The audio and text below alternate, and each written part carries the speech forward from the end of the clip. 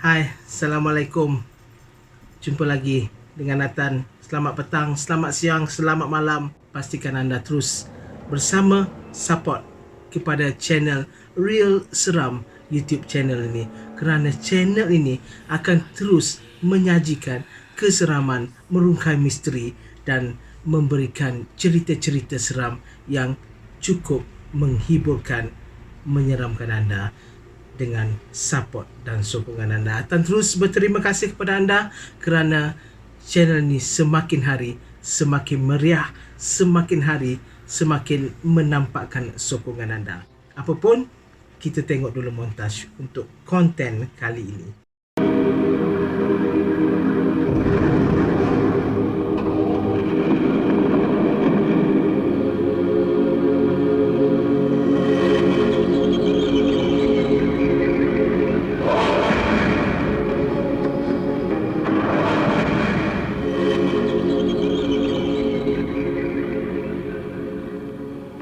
Kali ini guys, Nathan datang untuk cerita kepada anda satu cerita yang akan merungkai, mengupas cerita-cerita hantu dalam masyarakat Jepun.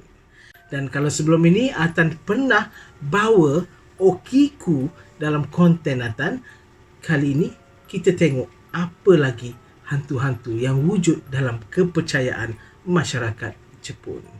Kali ini guys, saya akan bawakan kepada anda hantu dari negara matahari terbit Jepun. Dan hantu yang paling popular ialah hantu Jepun tanpa kepala atau hantu tentera Jepun, yang selalu dikaitkan dengan tempat-tempat yang dijadikan markas tentera semasa Perang Dunia Kedua. Dan biasanya hantu-hantu Jepun ini juga selalu kecoh penampakannya di bangunan-bangunan sekolah asrama, pejabat-pejabat kerajaan guys. Dan hantu ini orang kata pernah dilihat mempunyai senapang atau pedang bersama mereka, tetapi mereka hadir tanpa kepala. Dan ada juga orang kata hantu Jepun ini akan mengusik ataupun mengganggu orang ramai dengan hanya bunyi derapan kasut bot tentera mereka. Krap, krap, krap. Kan? Dan hantu Jepun ini adalah hantu yang sangat-sangat popular di tempat-tempat yang lama. Hantu Jepun yang seterusnya Atan boleh katakan kepada anda ialah hantu Jepun yang diberi nama Yurei. Yurei ini bermaksud manusia yang mati kemudiannya menjadi hantu. Dan Yurei ini dikatakan mempunyai roh yang sama dengan yokai. Yokai ini juga ialah roh mitos yang telah menjadi sebahagian cerita hantu rakyat Jepun. Sosok-sosok ataupun badan-badan penampakan hantu-hantu ini dipercayai menghantui merata-rata tempat, dari kawasan sungai, kawasan gunung, kawasan hutan sehinggalah ke jalan-jalan di bandar. Dan hantu Yurei ini dikatakan telah pun bermula daripada abad yang lama dahulu. Seterusnya juga menjadi legenda hantu Jepun bermula dari awal abad ke-8, roh yang dinamakan Kojiki, yang mana ada kaitannya dengan Yurei dan Yukai tadi. Hantu Jepun yang seterusnya guys. Okey, inilah hantu Jepun yang kita namakan sebagai Kushisake Onna. Kushisake Onna tadi adalah sebenarnya penjelmaan daripada roh Yurei tadi, tetapi ini adalah dalam bentuk yang moden, yang mana ia diterjemahkan kepada hantu wanita yang mulutnya terkoyak hampir sampai ke telinga. Menurut legendanya, Kushisake Onna ini ketika dia masih hidup, dia dihukum oleh suaminya kerana curang. Jadi suaminya menghiris mulut Kushisake Onna sehingga terbuka dari satu telinga ke telinga yang lain. Hantu Kushisake Onna ini muncul sebagai seorang wanita muda yang cantik memakai topeng sambil memegang senjata tajam seperti gunting, dan dia akan menghampiri manusia pada waktu malam dan bertanyakan soalan dengan tujuan jahat. Dalam bahasa Jepunnya, soalannya berbunyi "Watashi kirei?", yang bermaksud cantik tak saya. Soalan yang jika diterima atau tidak oleh mangsa pun, hantu ini akan memotong tubuh mereka. Seram juga korang ya, Kushisake Onna ini. Jika anda menjawab ya dengan soalan yang tadi, Kushisake Onna ini akan menanggalkan topengnya, mendedahkan wajahnya yang sangat menakutkan dan menghiris mulut anda sama sepertinya.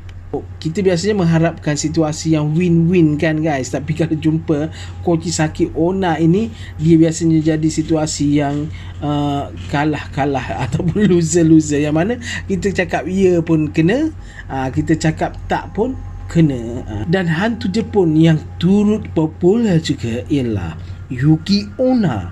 Yuki Onna ini adalah hantu yang digambarkan dengan wanita cantik kulit putih dengan rambut panjang berjalan-jalan di tengah musim sejuk yang sangat dingin. Jadi hantu Yuki Onna ini juga dikaitkan atau digambarkan sebagai hantu wanita salji.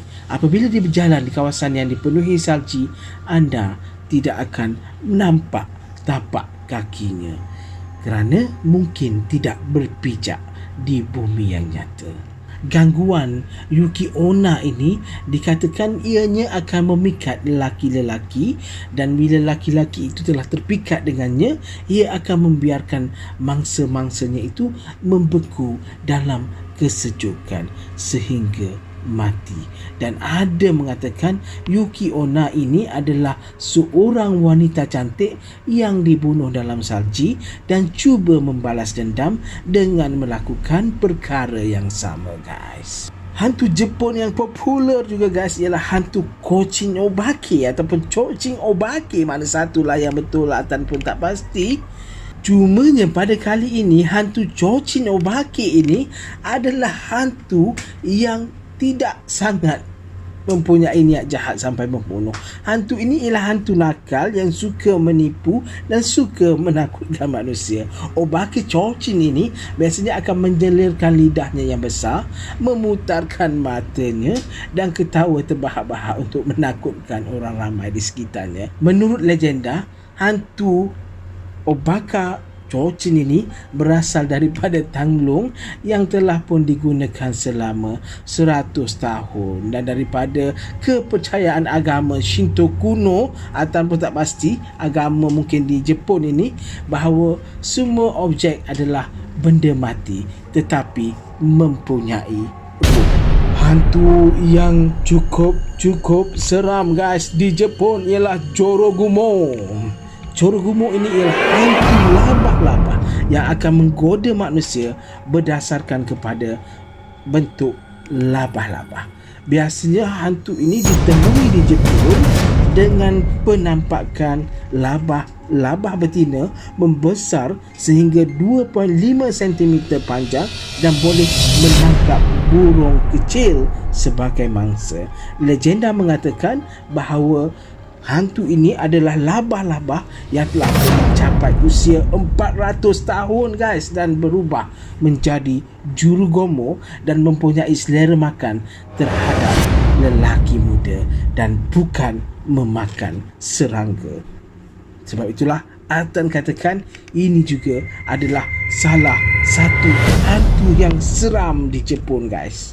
Cara hantu Jorogumo ini membunuh manusia adalah dengan menggoda lelaki-lelaki pulang ke rumah dan kemudian memerangkapnya dalam sarang labah-labah, dan ia akan melahap memakan mangsanya ini dengan perlahan-lahan. Di Jepun juga ada sejenis hantu yang dinamakan Gashadokuro. Gashadokuro ini adalah legenda Jepun yang menceritakan tentang tulang-tulang orang miskin yang tidak bernasib baik mati bertukar menjadi Gashadokuro. Maksudnya hantu Gashadokuro ini adalah hantu yang berasal daripada orang-orang miskin yang mati kelaparan atau terkena penyakit. Disebabkan tidak dikebumikan, roh-roh dan tulang-tulang tersebut akan bergabung dan menghasilkan satu kerangka yang sangat besar, sekitar 15 kali ganda saiz manusia, guys. Bayangkan besarnya hantu Gashadokuro ini. Dan hantu ini dikatakan memakan pengembara-pengembara yang berseorangan dengan menggigit kepala mereka, melahap tulang dan meminum darah seperti Dracula. Dan inilah salah tak nak bagi tahu dekat you all, satu lagi hantu di Jepun ini kita namakan dia sebagai hantu Kappa. Macam jenama brand, jenama sukan kan. Ada satu yang Itali pakai itu ialah Kappa kan. Tapi ini bukan bersempena dengan jenama sukan, tetapi hantu ini dikatakan namanya diambil bersempena dengan nama sushi, iaitu Kappamaki. Kappamaki ni ialah sushi cucumber roll. Itu yang makhluk kenit seperti manusia, mempunyai cengkerang seperti penyu di atas badannya.